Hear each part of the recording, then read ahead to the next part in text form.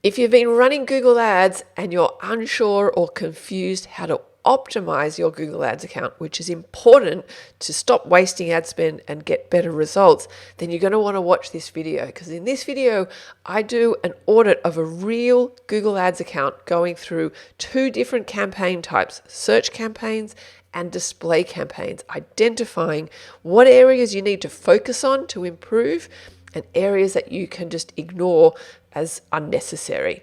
So really, really helpful. I'll walk you through step by step so that you can get insights that you can apply to your own account.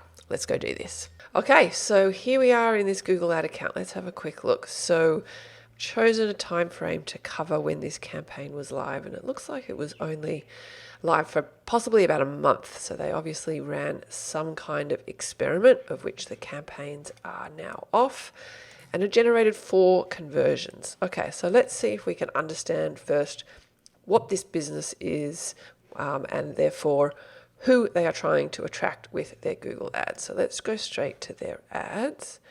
And if I click on this, well, this would be, so it's matchmaking for introverts, AI matchmaking.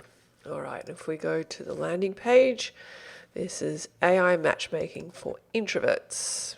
Okay, so they're in the dating niche, and they're just getting people to join a wait list. Interesting. Okay.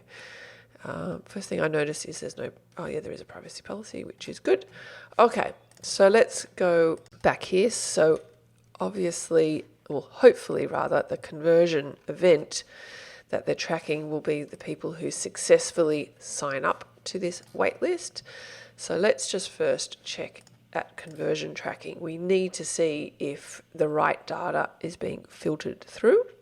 So scrolling down here, we'll go view all conversion actions, and we can see that it's being imported from GA4, generate lead, but it says misconfigured.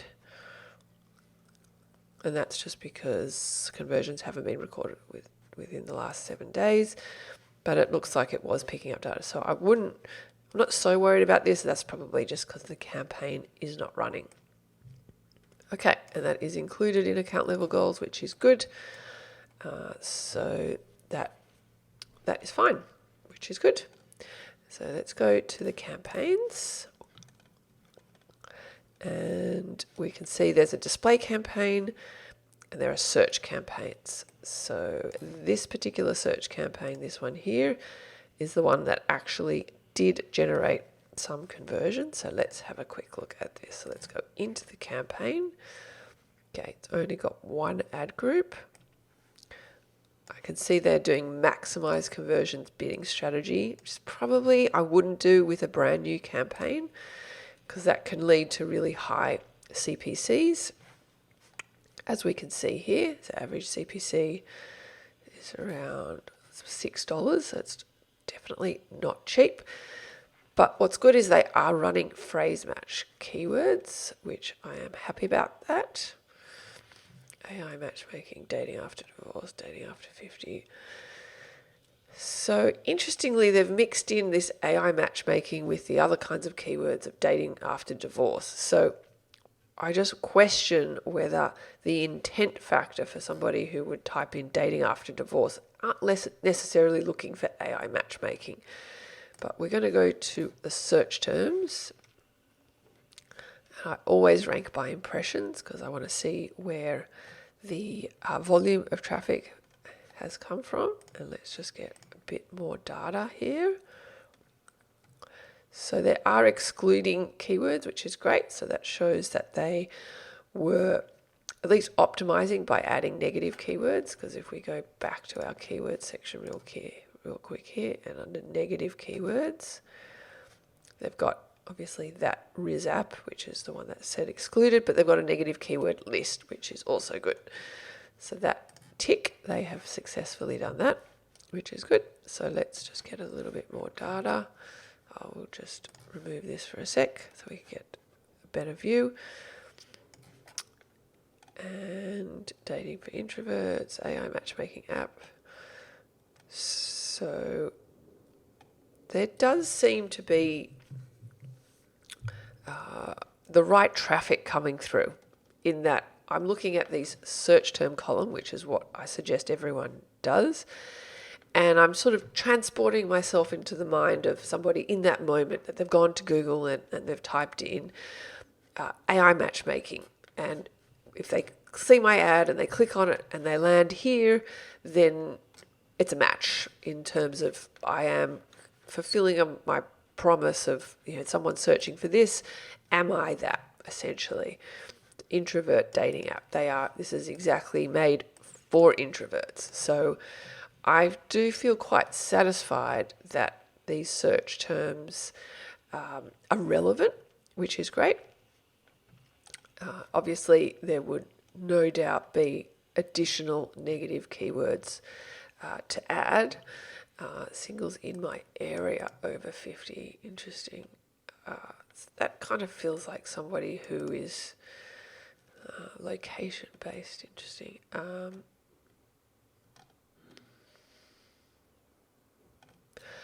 I would probably get rid of competitor search terms. Usually that's people Google searching so they can log in. So I find that can generally lead to quite a bit of wasted ad spend. But one thing I always like to do is I always like to rank by conversions, because I want to see what were the terms that generated me these leads, right? So divorce dating app and AI online dating.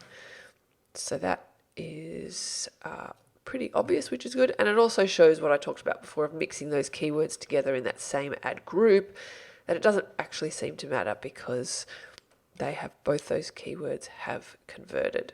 Rank by impressions again, I scroll down and unfortunately there's not much you can do about this here, but this row here of other search terms, unfortunately Google are withholding a lot of data, the same amount of data as what they're telling us, which is, as I said, not much you can do about it. They just hide this data, I think purely for revenue raising, so that you can't add all the possible negative keywords that you would want to add.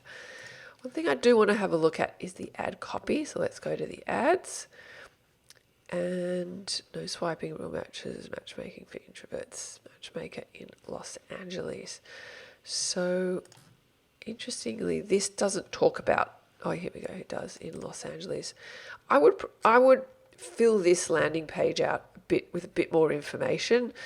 If I'm going to sign up with my name and email address and zip code, I kind of want a little bit more information as to what this AI matchmaking service is, a bit more about it, rather than just 3 bullet points, which could be why for the 112 clicks, you've only had two conversions, which is actually pretty good conversion rate. But I just wonder if it would be even better.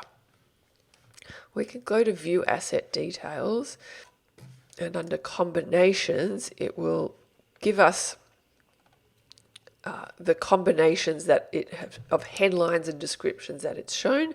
And this is a good, worthwhile exercise to make sure that your ad is actually reading well, particularly when you are having lots of headlines. And if I go quickly to edit this ad, you'll see there are lots of headlines here. So you want to make sure that your ad is reading well, really making sense to people. So I possibly think with really good search terms like they have here, then an explanation as to why some of the good keywords aren't converting is because the landing page just needs to be fleshed out a little bit more with a bit more information. Okay, let's go back up a sec to this other search campaign, which got more impressions but no conversions. So let's have a quick look here. And I think it was due to the wider location. Let's just have a look at the location of this. Okay, so it is a wider location, it seems like. Let's just go back here. Let's have a look at the keywords. So these are the same, basically the same keywords. Interesting. Let's go to the search terms. Singles over 50. AI. This feels very general. I don't think I would probably add this term as a negative just because it feels a little bit more middle of funnel. Starting out with a new search campaign and testing an offer like this would be for a wait list, you want to just hone in on exactly who your bottom of funnel keywords and search terms are, which is, AI dating app, AI matchmaker. This is somebody who is looking for exactly what they offer. They're just trying to find the options out there, and I would just focus on them. Let's just get a little bit more data here. So this one looks like it hasn't really been optimized. Obviously, there are some locations that need to be removed. So, and there's also quite a few negative keywords here which need to be added.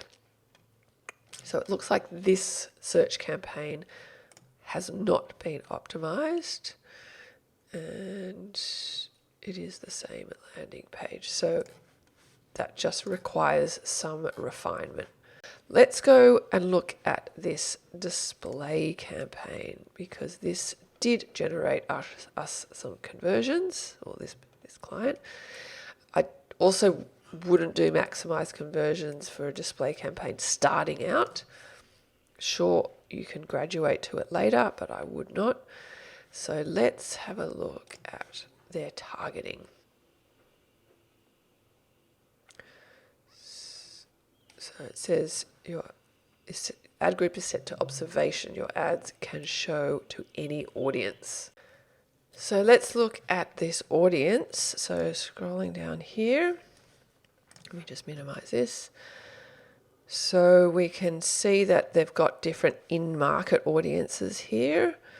And what we really want to look at, if we scroll across, is which segment generated us conversions. And it was this Tinder app audience segment, which is an in-market audience segment.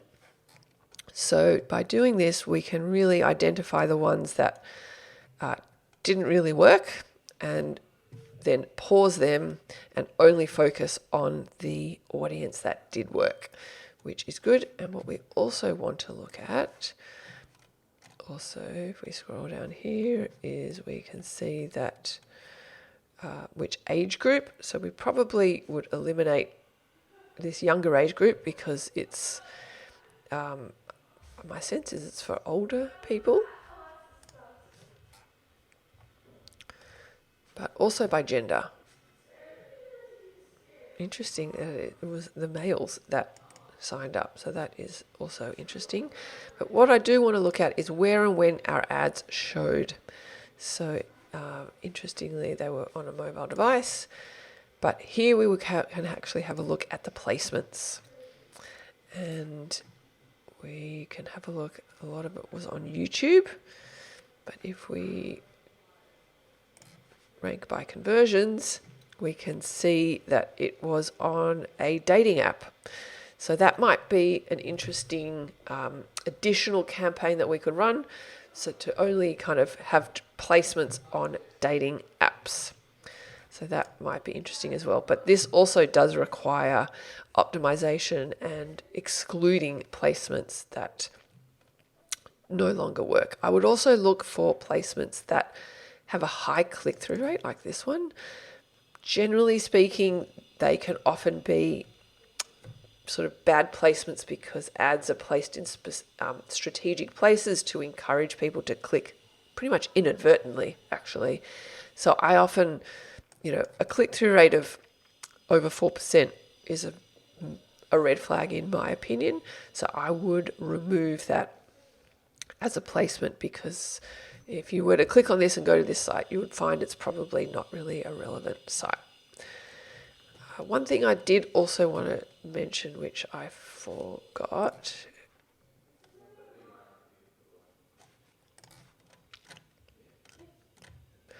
is this expansion and optimized targeting. So this has been turned on, which I do like to turn off. I do not want to do audience expansion and optimized targeting, because that goes beyond the scope of our audience targeting as well. Let's have a look at the ad. So let's go to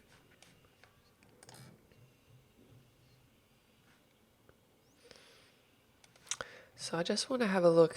I'd probably come up with a better image. And I would attempt to write some better ad copy to really illustrate what you are offering people. And I would also kind of say, join the wait list, just to try and improve that conversion rate. Be upfront that you're getting people to join a wait list, and also what are the benefits of this type of matchmaking service rather than the traditional type.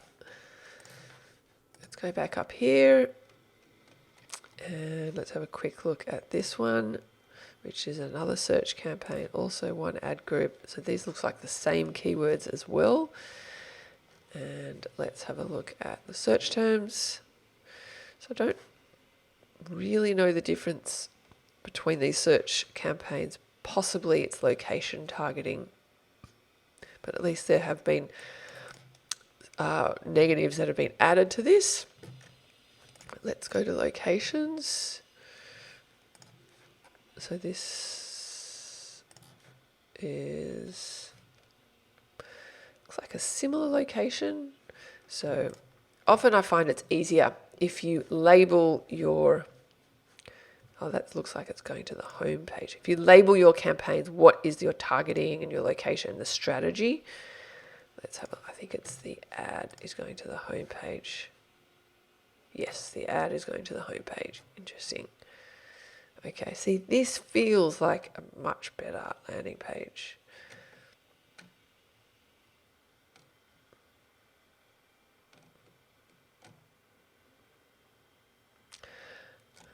Okay, but it did not run for very long. It only had 5 clicks. So that could be why it did not generate any conversions. So I would probably run it for a bit longer to get at least 100 clicks to see how that converts. I would also probably experiment with adding a video. I think videos can be really good, particularly if it's something quite different in the market, to explain what this is, and you might find that people would be more willing to join the waitlist once they feel like they can kind of trust this a bit more.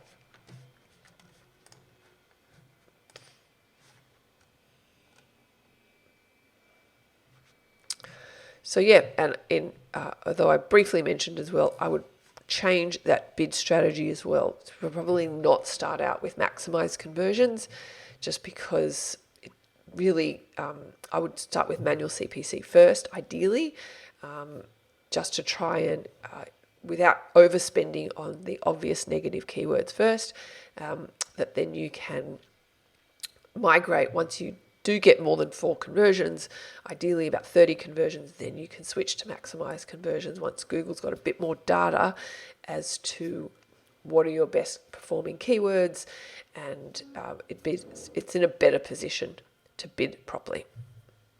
So there you have it. Those are my thoughts on this Google ad account. Lots of areas of opportunity. If you like this video and you want me to audit your account, just comment on this video below and we can start a discussion as to how I can audit your Google ad account. And if you'd like help with your Google Ads account, just go to teachtraffic.com and make sure you hit that thumbs up icon and subscribe to this channel. Thanks for watching.